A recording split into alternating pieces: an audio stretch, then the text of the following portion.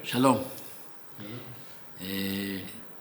On Friday, Thursday night and Friday, is the Hilula, the Yortzeit of the Ari HaKadosh. Hey B'Av, the 5th of Av. This year it's Thursday night and Friday, but in 1572, okay, that's 452 years ago, when he passed away, it was Tuesday. That year it was Tuesday. But Hey B'Av is always before Tisha B'Av. And every year before Tisha B'Av we read Parshat Devarim. That's why we read Matot Mas'eh, both parashot, this past Shabbat. We were missing a Shabbat, and Devarim, which we're reading this Shabbat, has to be before Tisha B'Av. So the Ari passed away before Parshat Devarim, 452 years ago, right? 1572, Shnat Shin Lamed Bet. Ken? Hey Alafim Shin Lamed Bet. 5,000 Shin Lamed Bet. And we've talked about the Ari a number of times. Last year we talked about the Ari on his passing. Who blamed himself for the passing of the Ari? I'm referring to Rabbi Chaim Vital. But today I'd like to talk about something else that's very less known. And that is we have one hesped, we have one eulogy that was given maybe at the Halvaya of the Ari. I think there in the Beit Kvalot in the cemetery, the hesped was given and then written down. There's one hesped. And this is a very important source because we don't have sources from the time of the Ari himself. We hardly have sources of things that took place during his lifetime here in Tzfat, in the 2 years that he was here. So this hesped is really one of the first historical sources we have describing the Ari. In fact, I think it's the first historical source, except for a few manuscripts written by the Ari himself in Egypt we have. But really what we know about the Ari comes from after his death. Rabbi Chaim Vital, 40 years, it took him 40 years to write all the Kitvei HaAri. And who gave this hesped? The person who gave the hesped, the eulogy, was one of the students of the Ari. One of the ones that I think are less known. He's less known, and this is Rabbi Shmuel Oida, who was born in Tzfat. He was the age more or less of like Rabbi Chaim Vital. He was born in the 1540s, and when the Ari was here, he was maybe 26, 27, 28 years old. He's a youngster. He's one of the younger Talmidim of the Ari. We know of him as a student of the Ari. And he himself was a rabbi. Later on, I believe he was a Rosh Yeshiva. He also had a rabbi besides the Ari, Rabbi Elisha Galiko, another important rabbi in Tzfat. And this Rabbi Shmuel Oida gave the hesped that I want to talk to you about. The hesped was published from a manuscript by Professor Mordechai Fechter. Okay, and I've shown this book before. Okay, in this book we also have the Chazut Kashe of the Alshech. We talked about that. That's later on. But this hesped is dated now, to this time of here, to the Ari. And I think it was given, like I said, at the cemetery itself. The surprise is we don't read from this hesped of the Ari as a wonder maker, a miracle man. We only hear about him later on. Here we read about the Ari as a great Talmid Chacham, a wise man who knew Mishnah, Talmud, a Talmid Chacham, things that we would think refer to Rabbi Yosef Karo. No, it's not a mix-up. It's the Ari, but also Sodot, the secrets. So this is like a realistic hesped. He's one of the Talmidim, one of the students, but he's talking to a crowd at the Lefaya of students of the Ari and of others, but not all of Tzfat. How do we know not all of Tzfat? Because he commended the people who came to the Levaya. What does that mean? That some people didn't come to the Levaya of the Ari. And this adds on to what most scholars believe, that the Ari wasn't known in Tzfat by everyone. Only after his death did everybody start listening retroactively things that he had done. But he had his group of students, and one of them was Rabbi Shmuel Oida. And Rabbi Shmuel Oida, in this hesped, which is full of passages from the Torah, from Tehillim, a good part of the hesped is an explanation to Tehillim chapter 80 on redemption and exile. And I'm not going to delve into that. I wanted to mention what's mentioned about the Ari himself in his hesped. But so first, he brings down a pasuk from Parshat HaShavua, Devarim.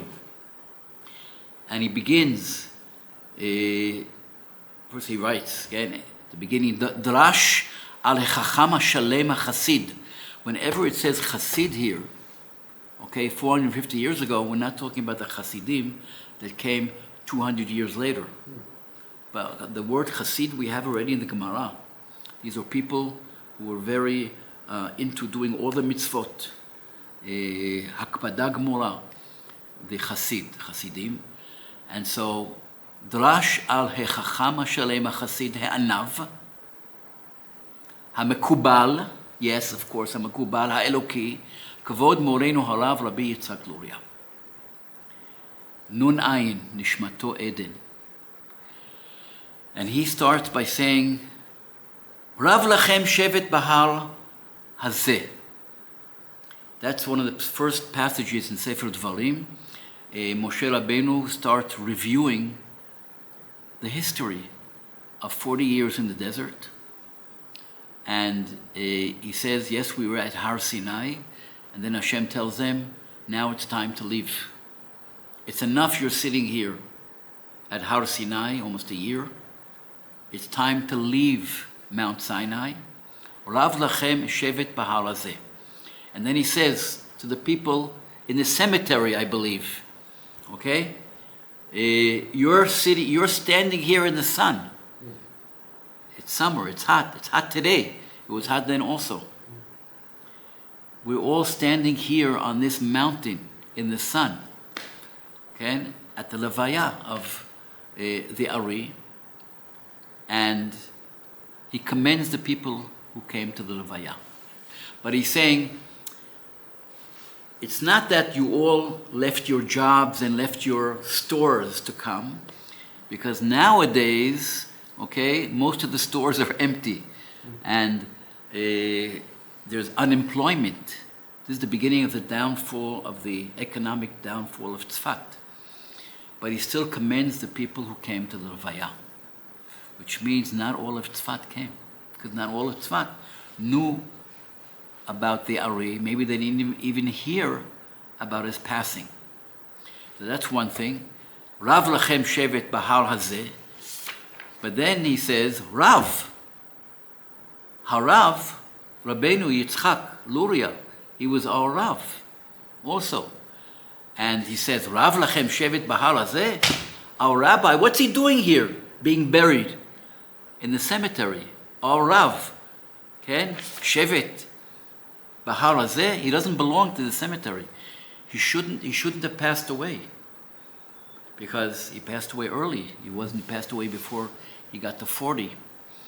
And that was a big shock, especially for his students who were expecting, and it says here, they expected him to live until the Mashiach will come.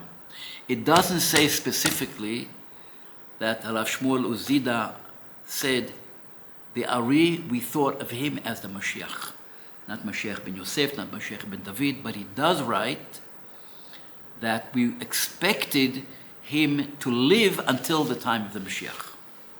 Later on, Rabbi Chaim Vital writes that retroactively they thought of the Ari as Mashiach ben Yosef, since the Ari hinted to them that he could be the Mashiach ben Yosef. About 2 weeks before, at the grave of Shmaya v'Avtalion in Gush Chalav. That Rabbi Chaim Vital mentions later on. He writes that. So we see that Rav Shmuel Oida starts taking passages from Sefer Dvarim, from Parashat Dvarim, the parasha of the Shabbat, after his passing. This is the Shabbat, this is the parasha we're reading in a few days from now. And Rabbi Shmuel Oida blames his generation, maybe the people in Tzfat, for the Ari's passing. He doesn't say exactly what they did, but in this community of that, where many lived, were tzaddikim, Rabbi Yosef Karo and all the others during this time, okay, there was still, at least according to Rabbi Shmuel Oida, Ra'u ki be'avonotenu harabim met, because of all our chataim. Okay? Avonot, in English, avonot, chataim, all our misdoings, because of the way we live here in Tzfat. Or he doesn't explain exactly why. And Rabbi Shmuel Oida goes on, and he mentions, he goes on, like I said before, explaining Tehillim chapter 80. And there are interesting passages there. It's a chapter in Tehillim that's not so famous, but very interesting. And we have there passages mentioning the vine from Egypt. And he says, a vine from Egypt came to Tzfat. And that's the Ari, because the Ari came from Egypt. He came with his mother. His father passed away already in Jerusalem. He came with his mother and his young children. And of course his wife, we don't know her name. But he came with his family to Tzfat from Egypt. And that's mentioned here. But that's not a chidush. We knew that. Even without him telling us, we knew that he came from Egypt. And he mentions that one of the virtues of the Ari was that anybody that came to him with a question, he had an answer for. And he said there are rabbis who are with questions from people and they don't know the answers. But the Ari could give an answer to everyone. Not only simple questions, but even complicated questions from the greatest of the rabbis of Tzfat. That's mentioned here also. He says, Ki kol ha-medina hayu holchim lilmod mimenu. Medina in Hebrew today means the state, but not then. Medina in Arabic is the city. And when it says Medina in Middle Age manuscripts, in Middle Age literature of the Jews in Hebrew, Medina then is the city. And so many came to him. But still, I want to say, not everyone, I guess, knew who he was. We had 10,000 people then in Tzfat, okay, which with another 10,000 people of Arabs, this was the biggest city in Israel, the biggest community, Jewish community in Israel. And not everybody got to know the Ari. He was only here for less than 2 years also. And the Ari is described here as somebody who was an expert in Mishnah and Talmud,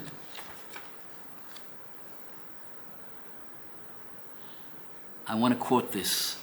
והחסיד הזה, עליו השלום. עליו השלום, some think this hesped was given in one of the days of the Shiv'ah, and not on the day of the Halvaya itself. But I'm guessing that since he says, Shevet Bahar Hazeh, on this mountain here, you're in the sun, okay? It seems to me it was given at the Halvaya itself. And he writes, החסיד הזה, עליו השלום, היה נובע ממנו נחלי חוכמה. נחל נובע בכל חוכמה. נחל נובע ממנו נחלי חוכמה. Okay, that sounds like Breslev. There already wasn't a Chassid Breslev yet. We're talking about 1572. Rabbi Nachman was in Eretz Israel in 1798 and 1799. Okay, that's more than 200 years later. But of course, the Chassidei Breslev and the Ari, Kitvei HaAri, of course we have a continuation. And so it says here, והחסיד הזה עליו השלום היה נובע ממנו נחלי חוכמה, משנה ותלמוד. He was an expert in Mishnah and Talmud, like Rabbi Yosef Karo. Safra v'sifri, even the Medrashim. But also Sodot HaTorah, also the secrets of the Torah. Chochmot niflaot, and the wisdoms, beautiful wisdoms. He was very smart. I always like to remind people that the Ari was not only a wise man, but he knew all the languages that were talked here, was spoken here in Tzfat, because he himself was half Sfaradi, so he knew Ladino. He was half Ashkenazi from his father's side, so I'm sure he knew Yiddish. He knew Arabic, Palestinian Arabic, and he knew Arabic from Egypt, Egyptian Arabic. And of course he knew Hebrew, and of course he knew Aramaic. Maybe that was the hardest thing to know, Aramaic, because the Zohar is in Aramaic, and he knew the Zohar by heart. But first of all, I want to see, look at the beautiful Hebrew of this eulogy by somebody who was born in Tzfat, Rabbi Shmuel Oida. The Hebrew here, okay, it with rhymes and the psukim and describing the Ari is beautiful, just like Rabbi Chaim Vital's Hebrew. But they spoke other languages also. Shmuel, anybody living in Tzfat, somebody who was born in Tzfat, of course he knew Arabic. Rabbi Chaim Vital has some Arabic words in Kitvei HaAri, we see. So that's something special, that's unique also for the community of Tzfat. Another thing that's mentioned here is that he's not crying over the fact that the Ari passed away and no one can come instead of him. In the end, he says, Be'ezrat Hashem, Ela kavanati שהשם יתברך יביא גפן אחרת, כדי שנלמד חוכמה ומעשים טובים ממנו. He's giving hope that somebody will come and inherit the Ari. He doesn't say who. Okay? If we were a year later, or even before, he would agree and say, Sure, we have somebody inheriting the Ari, and that's Rabbi Chaim Vital. Rabbi Shmuel Oida is one of the students that sign the Chozeh, that sign the Shtarit Kashrut. He signs the document where most of the Talmidim, of the students of the Ari, sign a document promising not to mention, not to send out, not to give over the secrets of the Ari that they heard from the Ari, and only giving permission to Rabbi Chaim Vital to write the Kitvei Ari, and he is the person that was accepted as their master. Rabbi Shmuel Oida is one of those who signed this document. It's called the Shtarit Kashrut of the Ari, and it was signed, I believe, a number of years. I think in 1575, it was written down, and that's when Rabbi Chaim Vital was accepted by this group of students as the person who is going to write down everything that the Ari told this group. And these people, for 10 years, signed a document saying, we are not telling anybody other than between ourselves and Chaim Vital, we're not spreading the word of Kitvei Ha'ari. That happened a few years later. That's not mentioned here, of course, because we're talking about the a hesped from the time of his passing himself. So he says here at the end, Elokim tzvaot, like it says in Tehillim, chapter 80, Elokim tzvaot shuvna habet mishamayim ura'eh ufkod gefen. So he uses these passages from Tehillim, Perek Pei, and refers them to the Ari. Ki ma'ani lachalot ze, ki kvar nafsho tzrura betzrura chayim im hatzadikim. What can I do? The Ari is already with the other tzadikim ba'olam haba. Ela shekavanati she'Hashem yitbarach yavi gefen acheret. That's what I said before. So he's hoping that somebody will come to inherit the Ari. And it doesn't mean that they weren't shocked. The whole community was shocked. He passed away after being sick a few days. We talked about this already. He got sick. He got the plague. And I already mentioned, I think last year already, that it seems to me he got the plague because people walked into his house to ask him questions, and there was a plague, and that's how he got the plague from others, like corona. And he got sick for a few days, he got infected, and he passed away suddenly before the age of 40. His son Moshe,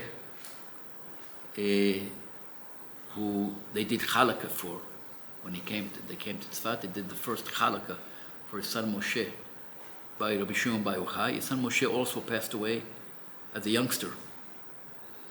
His daughters got married, and they continued down the line, and they married to other families, the Te'omim family, the Vidal family, and we have a tradition that one of the daughters married, or at least got engaged to one of the sons of Rav Yosef Karo. You talked about that. It doesn't say they got married, but the tradition of the Luria family, of the Sagis family that married into the Luria family and others, their tradition is that they did get married. And so we have descendants of the Avri, and we also have a Luria family. We have Luria all over. Okay? Not all of them say that they are descendants of the Ari. Okay? Luria also had a family in Lublin, of the Marshal, and Luria was a common name in Germany and in Poland. But we do have a genealogy of the Luria family.